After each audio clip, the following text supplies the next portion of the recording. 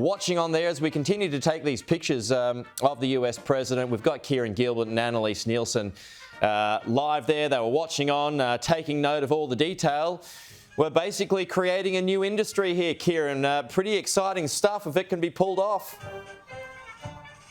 Yeah, indeed, Pete. And just to give you a sense, you heard there at the president calling out to the crew of the USS Missouri, one of the Virginia-class submarines, nuclear-powered submarines. It's about, I'd say, 300 metres from where I'm standing. The crew are on board, standing at attention, as are those on board the ship next to them. This is a huge naval base, Annelise, so the setting has been entirely appropriate for what has been a major announcement, as security have just walked straight past the camera there, but we'll crack on. Sorry, Mr. Stuff. Yeah, indeed.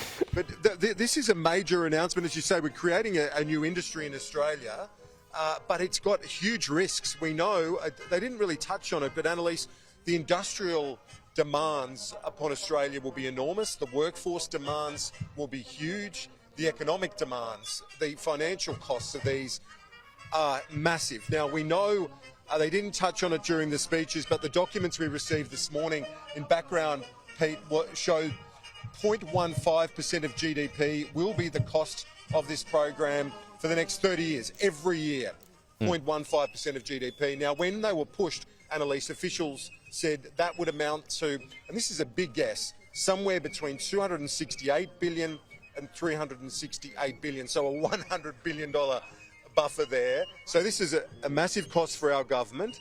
We're the ones that are going to be spending the most. But as it was put to me by a senior member of the military, we need to pay that. We need to pay this initial cost in terms of the production of the Virginia class and the AUKUS fleet, because this is our ticket to the table, essentially. They're not going to, they might be allies, but they're not going to do it for free.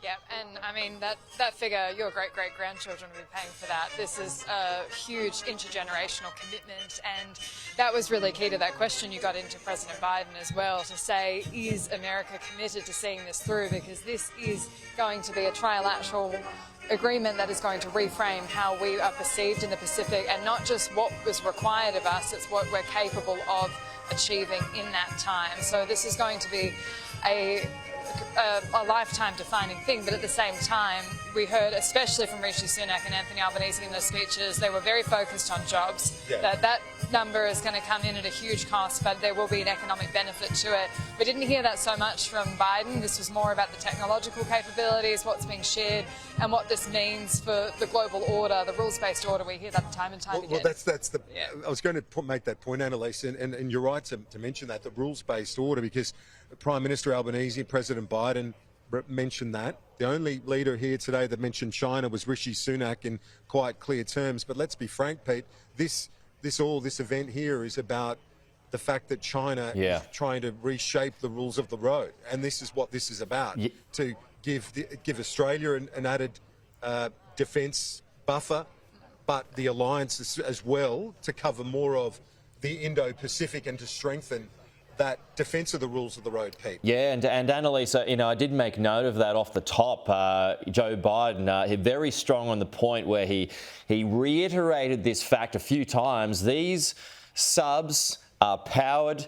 They are not nuclear armed, making the point that Australia will continue on its path of non-nuclear. Was that a message to China to try and assuage any concerns that they might have?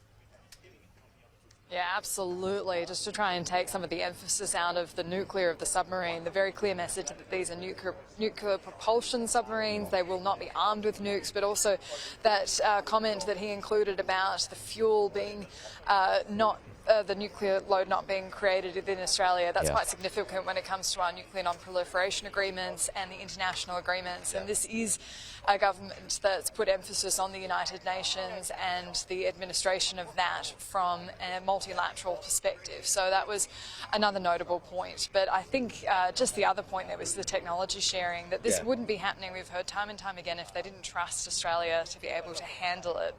There was the emphasis on having submariners that they were confident could could use that technology and make sure it was handled in the secrecy that's needed. And well, that's no small task when we look at the world that is as it is today. We've seen the cyber attacks on Australia, we've seen the stance that we've taken and the cost that's come with that.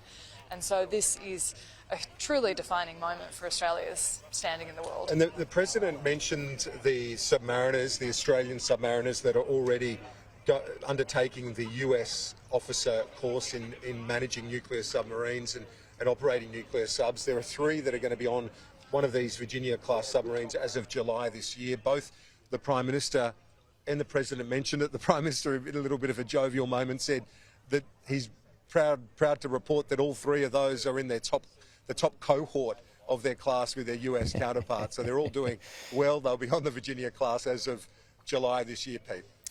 Those costs, Kieran, I mean, look at the cost blowouts that we saw with the French submarines, up to $368 billion. I know this is a way off into the distance. I think we can assume that, we're getting into $500 billion territory. Has there been any mention sort of behind the scenes, Kieran, of Mick Ryan was talking to me about this yesterday, what we're going to have to cut in defence to make way for that? Or does this all form part of the defence strategic review down the track? It's a very good question, because this is one of the...